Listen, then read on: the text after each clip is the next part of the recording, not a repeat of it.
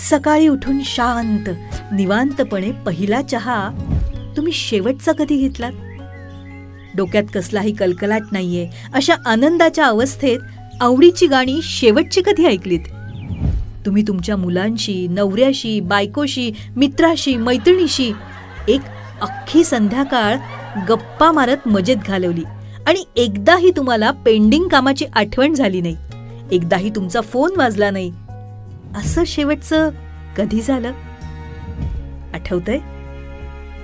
जगात काही लोकांच्या नशिबी हे सुख असतं.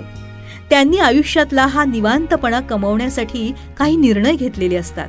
सहज श्वास घेता घेता संथ लयीत फुलांचा वास घेण्याची, उत्तम अन्नाची चव चाखण्याची, नाती राखण्याची, आयुष्य जगण्याची संधी. आपण गमावलेलं हे निवांत सुख पुन्हा कमावण्याची धडपड जगात सुरू झालीये. नक्की काय करतायत हे लोक? Slow living.